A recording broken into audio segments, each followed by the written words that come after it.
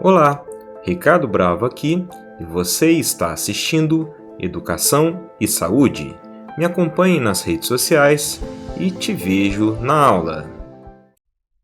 Olá, meus amigos! Aqui quem vos fala é o professor Ricardo Bravo e hoje vamos falar um pouquinho sobre urinálise, que é um dos principais exames laboratoriais realizados para a avaliação da função renal e a função metabólica em geral do organismo. Mas entre outras aplicações clínicas, nós temos diversas. Primeiro, sem dúvida, seria a pesquisas de doenças infecciosas de trato urinário.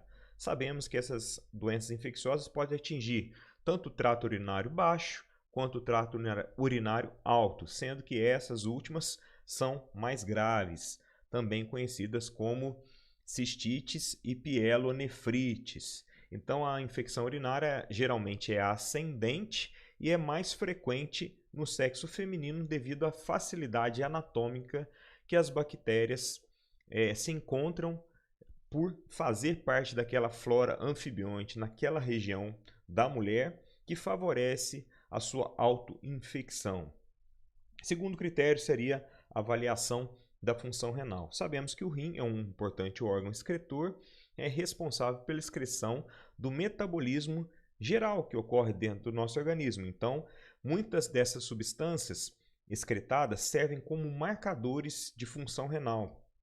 E podemos fazer também a avaliação da depuração que o rim faz num determinado intervalo de tempo a partir de equações matemáticas onde correlacionamos o peso, a altura e o volume urinário. E mais para frente falaremos disso. Auxílio de doenças hepáticas, por quê? Pelo mesmo motivo, porque o rim trabalha em conjunto com o fígado. O fígado seria o grande laboratório do nosso organismo, aprendemos assim no colegial. E várias funções hepáticas são, quando são prejudicadas, liberam substâncias que são excretadas pela urina, devido à sua característica hidrossolúvel, como é o caso da bilirrubina direta. Então, doenças hepáticas agudas podem causar o aumento da sua bilirrubina direta e, consequentemente, a sua excreção renal. Avaliação de patologias de trato urinário.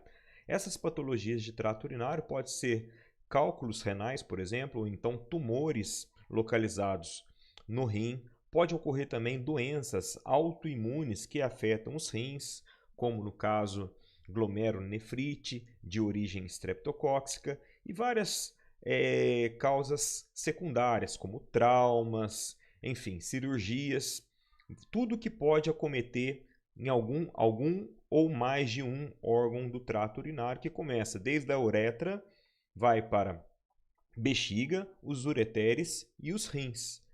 Então, também, como outro critério, a aplicação clínica, nós temos aí a medicina forense. Sabemos que o rim, por ser um grande órgão excretor, várias substâncias ilícitas são excretadas justamente pela urina. Então, a grande importância deste subproduto do metabolismo para auxiliar o analista e a polícia a descobrir provas de eventuais utilização de drogas ilicitamente. Com relação a algumas doenças metabólicas, nós também temos aplicação para o diagnóstico de algumas doenças metabólicas, principalmente fenilcetonúria. Fenilcetonúria e também a diabetes mellitus, tá? Que são doenças aí que podem ser diagnosticadas através de urina, mas também temos outras doenças menos comuns, como a galactosemia, temos também a síndrome de Fanconi, são doenças mais raras que envolve a liberação de determinados metabólitos na urina. Temos também a aplicação clínica como estado gestacional. Sabemos que mulheres gestantes, principalmente em fase terminal, podem estar liberando proteínas na urina, que significa que pode estar ocorrendo um risco de eclâmpsia renal. Então, seria muito importante estar avaliando essas gestantes para verificar eventuais sinais de pré-eclâmpsia através da liberação de proteínas urinárias. E com relação à avaliação hormonal, seria aí também um critério bastante utilizado, porque alguns hormônios têm em parte a sua liberação renal, como por exemplo o LH, o FSH, temos o hormônio antidiurético conhecido como ADH e também o beta-HCG, que seria um hormônio produzido pela placenta que tem um significado direto de gravidez, mas também pode ser liberado em casos de alguns tumores, por exemplo, de colo de útero, que devem ser investigados. Passando aqui para a fase pré-analítica do exame de urina. A coisa mais importante que nós temos que avaliar, o critério mais importante seria a higiene do trato geniturinário, tá? Depois nós temos aí o tempo de retenção urinária, o frasco de coleta que deve ser utilizado, tempo entre a coleta e o transporte para o laboratório e coletas especializadas principalmente em crianças. Bom, com relação à higienização feminina, nós temos aqui um passo a passo que nós devemos tomar como regra. Primeira coisa, lavar as mãos, afastar os grandes lábios, lave a região vaginal com bastante água e sabão, enxugue com papel toalha, de frente para trás e nunca de trás para frente. Depois, comece a urinar no vaso sanitário, mantendo o afastamento dos grandes lábios, sem interromper. Colha uma micção mediana para que você possa coletar uma porção significativa e mais limpa de contaminantes, vamos dizer assim. Despreze o restante no vaso sanitário, tampe bem o frasco e leve ao laboratório. Essa seria a maneira de higienizar o trato feminino. Já com relação ao masculino, mesma coisa em relação à parte preliminar, que é a higienização da genital masculina. Depois nós temos que expor a glande, lavar bastante a glande, secar com papel toalha, iniciar uma micção e pegar o jato médio, interrompendo, da mesma forma, terminando a micção, fechar o frasco hermeticamente para que não ocorra contaminação. Com relação ao tempo de retenção urinária, seria aí um tempo mínimo que a urina deve permanecer na bexiga para quê? Para que ela fique concentrada de uma certa forma que ela possa agregar todos os elementos que são frutos do metabolismo, quanto aqueles elementos que são parte integrante da sua anatomia, que seriam vistos através do exame microscópico e sedimentoscopia. Isso seria muito importante, um tempo mínimo de 3 horas de retenção, para que você possa ter essa solução, que seria a urina, em um equilíbrio generalizado entre metabólitos e estruturas celulares microscópicas. Com relação ao frasco de coleta, deve-se sempre ter atenção em coletar em frasco estéril, principalmente quando é realizada a coleta de cultura. A coleta de cultura você tem que evitar de qualquer forma a contaminação por germes que possam estar ali no local, em um frasco, por exemplo, não esterilizado. A quem manipula deve também se ater em manter as mãos sempre higienizadas, e o frasco deve ser levado hermeticamente fechado até o local de análise. Com relação ao volume enviado, eu coloquei aqui que pode ter algumas situações que possa prejudicar, né, em relação ao volume que deve ser enviado ao laboratório. Nós temos aí situações onde o paciente é anúrico. O que seria anúria? Anúria é quando o paciente ele não consegue, em 24 horas, excretar 400 ml de urina. Ele excreta menos de 400 ml de urina. Já o estado de oligúria seria um estágio onde você excreta menos de 1 litro de urina. E já a poliúria, quando você excreta mais de 3 litros de urina, falando de forma genérica, tá? Existem algumas patologias que vão estar relacionadas a cada um desses estados, mas o importante para o laboratório seria o volume enviado, que seria um volume mínimo suficiente para que você tenha uma representatividade tanto nos aspectos químicos, físicos, quanto na sedimentoscopia. Por quê? Porque o volume urinário ele vai ser concentrado principalmente no aspecto da sedimentoscopia urinária. O que seria essa concentração? A concentração seria a quantidade de urina que, após o processo de centrifugação, iria se concentrar aqui na parte inferior do tubo Falcon, que é um tubo específico para análise de urina. E dependendo da coluna, que seria a quantidade indicada, que seria pelo menos 10 ml, se você coletar um volume menor, esse sedimento é proporcional ao volume coletado. Quanto mais próximo ao limite máximo do tubo, mais representativo seria este sedimento. Então, por isso que urina menos de 5 ml não deve ser aceita pelo laboratório. Isso digo em crianças, que às vezes é difícil coletar recém-natos, em bebês, um volume maior que 5 ml. Mas em adulto, eu até acrescento um pouquinho esse volume mínimo para 10 ml, sendo que o tubo Falcon geralmente ele tem uma medida de 10 a 15 ml, que seria então a medida do volume adequado para análise. Com relação aos frascos de coleta para bebê, nós temos o frasco unissex, masculino e feminino. Esses frascos eles servem tanto para a parte de EAS quanto para a cultura. O importante é trocar eles de período em período caso a criança não faça a sua excreção urinária dentro dele, certo? E ele tem em volta aqui um formato que adapta ao órgão genital, tanto feminino quanto masculino quanto unissex, e deve ser feita previamente uma asepsia com uma gaze e álcool ali na pele do bebê, antes de retirar esse adesivo aqui para colar no local. E esses saquinhos coletores eles devem ser trocados de hora em hora para evitar uma eventual contaminação ali, principalmente caso for solicitado o exame de cultura para esse cliente. Com relação ao tempo de armazenamento, o tempo é crítico a partir do momento que a amostra ela é destinada principalmente ao exame microbiológico de urina. Então, essa amostra ela deve ser entregue ao setor analítico no máximo em 2 horas, devendo ser conservada em temperatura refrigerada nesse meio tempo.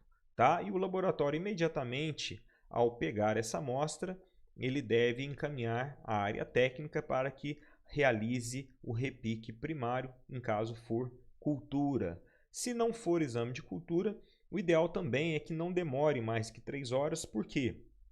Porque os constituintes internos da urina podem alterar, principalmente se tiver bactérias envolvidas ali que vão transformar a ureia em nitrito e outros subprodutos que podem ser digeridos por as mesmas bactérias. Por exemplo, a glicose pode ser consumida, então vai diminuir. Então é importante você tratar tanto a amostra de cultura quanto a amostra destinada à análise do EAS como uma amostra no máximo de 3 horas, para que você possa ter uma qualidade melhor no seu processo. Com relação ao exame químico da urina, nós vamos discutir aqui todos esses aspectos: o volume, a cor, o odor, o aspecto, o pH, a densidade e o depósito. Então, com relação à cor da urina, nós podemos ver a urina das mais diversas cores, sendo que elas são representativas de determinados tipos de patologia. O padrão normal da coloração da urina seria um amarelo palha, que significa que a pessoa está em estado de hidratação normal e não apresenta patologias iminentes no momento. Quando essa coloração altera-se para o vermelho, você já tem aí uma suspeita de presença de hemácias na urina. Quando essa urina torna-se castanho, você já pode ter uma suspeita de doenças hepáticas relacionadas a esta urina. Então, é muito importante verificar, fazer um questionamento prévio ao paciente, uma anamnese, para saber se ele tem alguma doença de base que possa estar alterando a coloração da urina. Sem falar nos medicamentos. Alguns medicamentos podem alterar drasticamente a cor da urina e até alguns alimentos. Então, por exemplo, o Cepurim, que é um medicamento que pode fazer com que a urina se torne azulada ou esverdeada. O Piridium faz com que a urina fique com um aspecto alaranjado bem forte. Alguns alimentos, como beterraba, também pode levar a coloração da urina a ficar um pouco mais avermelhada. Então é interessante justamente ter esse questionamento com os pacientes. Com relação ao odor da urina, o odor da urina está muito ligado à presença de germes, principalmente aqueles germes nitrificantes, que são os chamados coliformes fecais. Os coliformes, eles são bactérias gram-negativo que são tipicamente encontrados no trato gastrointestinal, mas que eventualmente podem infectar o trato urinário, causando a infecção de trato urinário, a famosa ITU. São os agentes mais prevalentes nesse tipo de infecção e, por ser bactérias intestinais, elas formam geralmente gases. E esses gases, em contato com os subprodutos da urina, podem levar a um cheiro muito desagradável, motivo pelo qual, às vezes, quando você manuseia o pote, a partir do momento que você já abre o pote, você sente aquele cheiro forte, que é um cheiro decorrente à transformação da amônia e da ureia em nitrito. Isso é muito comum. Provavelmente esse cheiro está ligado à infecção por coliformes. Então o germe mais prevalente na urina seria a Escherichia coli, que seria um coliforme fecal. Com relação ao aspecto da urina, nós podemos ver a urina antes de ser manipulada pelo técnico de laboratório ou pelo profissional, o aspecto que ela pode não estar transparente, ela pode estar levemente opaca ou com um aspecto turvo.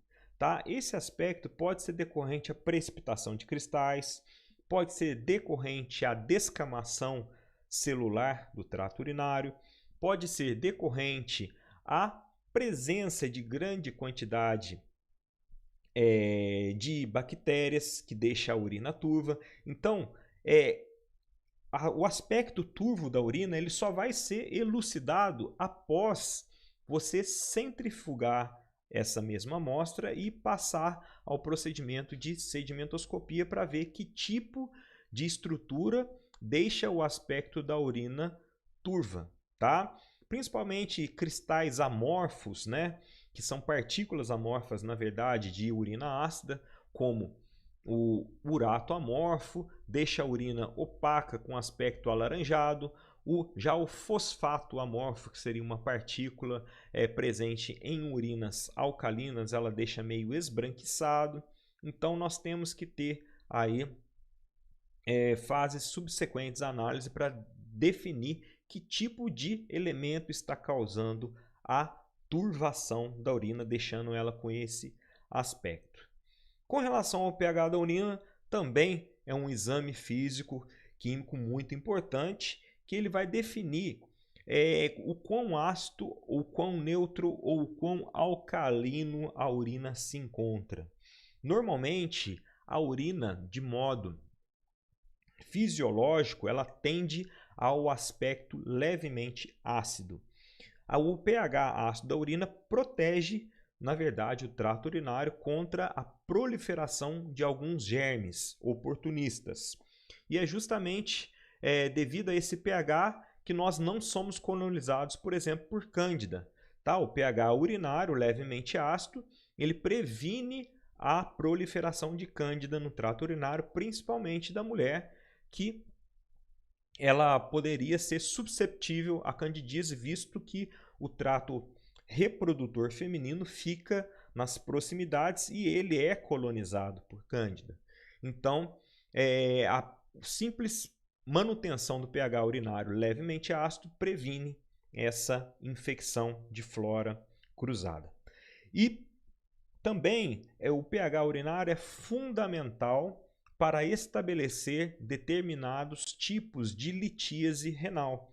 Por quê? Porque determinados cristais só precipitam em pH específico ou só se formam em determinado pH. Então nós temos os cristais derivados de urina ácida, nós temos os cristais derivados de urina alcalina e tem aquelas partículas cristalinas que podem precipitar em pH neutro, mas geralmente conhecido vulgarmente como areinha da urina.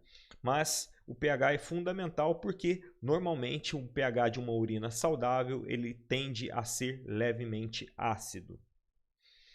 Com relação à densidade urinária, nós poderemos, através desse parâmetro físico, definir se a pessoa está hiperidratada ou hipoidratada. E existem algumas patologias também que estão relacionadas diretamente à densidade urinária. Então, a densidade da água, nós temos como base, ela é 1000. E a da urina, ela é 1005 a 1035. Pela química, sabemos que a densidade é a relação entre massa e volume de uma solução. Então, como a urina é uma solução e uma suspensão, a quantidade de produtos em solução e em suspensão vai estar diretamente relacionado à sua densidade. Então, uma urina que é portadora de muitas partículas celulares, tem muitos compostos químicos em solução, provavelmente terá uma densidade urinária maior, caso o volume ingerido de líquidos para depuração desses produtos forem constantes, do que uma urina que tem uma menor quantidade de partículas juntamente com substâncias em solução, mantendo o mesmo volume. Então, pessoas que estão desidratadas tendem a ter uma densidade urinária alta. Por exemplo, um atleta que fez uma competição de altíssima performance ingerindo pouquíssima água, no final da prova ele vai estar com uma urina com a densidade urinária alta, porque ele perdeu muito líquido pelo suor, pela respiração, formou pouca urina e em grande concentração de substâncias que vão estar ali que teriam sido excretadas. Tá? Ao contrário, uma pessoa que está em completo repouso, tomando soro e líquido para fazer um exame de imagem, por exemplo, vai ter uma retenção urinária, a princípio muito grande, e na hora que ela for fazer xixi, ela vai liberar uma urina extremamente diluída devido à quantidade de líquido que ela teve que ingerir antes de fazer esse exame. E é claro que nós temos também o viés patológico, né? Algumas doenças causam diminuição da densidade, algumas doenças causam um aumento da densidade. Por exemplo, a diabetes insípidos, ela causa uma diminuição da densidade, porque ela diminui, ela bloqueia, né, o ADH, e então a pessoa perde a propriedade de reter urina. Então ela vai eliminar grande quantidade de urina e essa urina vai ter uma baixíssima densidade. E já doenças relacionadas ao quadro de desidratação vai estar diretamente relacionado ao aumento da sua densidade, como no caso uma diarreia. A pessoa com diarreia começa a expelir muita água pelas fezes, né? Pela via retal. Com isso você vai ter uma diminuição do filtrado urinário, levando a uma desidratação com a consequente aumento da densidade urinária. Com relação ao depósito da urina, o depósito urinário seria justamente o processo da preparação da urina para ser levada à fase da sedimentoscopia, que é submeter a urina a um processo de centrifugação e logo depois desprezar o sobrenadante. Então, nós verificamos que após o processo de centrifugação, sempre vai ficar uma quantidade de sedimento localizado na parte inferior do tubo Falcon, tá? E essa parte ela é projetada justamente para abrigar esse sedimento para quando o analista for despejar o sobrenadante, ficar apenas o sedimento para ser analisado. Porém, esse sedimento, dependendo da patologia do paciente, pode ser muito grande. Por exemplo, em casos de piúria maciça provocados por uma infecção renal grave, como uma pielonefrite, pode levar a uma grande quantidade de pus. Logo, você vai ter um sedimento totalmente anormal, formando uma camada leucocitária, tá? Então, o sedimento vai ser proporcional justamente à quantidade de partículas em suspensão na urina após o processo de centrifugação. E com relação à técnica para preparação da urina, nós primeiramente falamos da parte inicial, que eu acabei de passar para vocês, que seria a parte pré-analítica e os exames físicos. A partir destes, nós iremos partir para os exames químicos, que eu falarei em um outro vídeo para vocês, e futuramente em um terceiro vídeo falaremos sobre os exames de sedimentoscopia. Beleza, pessoal? Espero que eu tenha sido claro. Qualquer dúvida, por favor, deixe nos comentários que eu farei questão de responder com todo carinho. Espero que tenha aproveitado aí a aula de hoje. Te vejo numa próxima ocasião. Meu muito obrigado, valeu e tchau!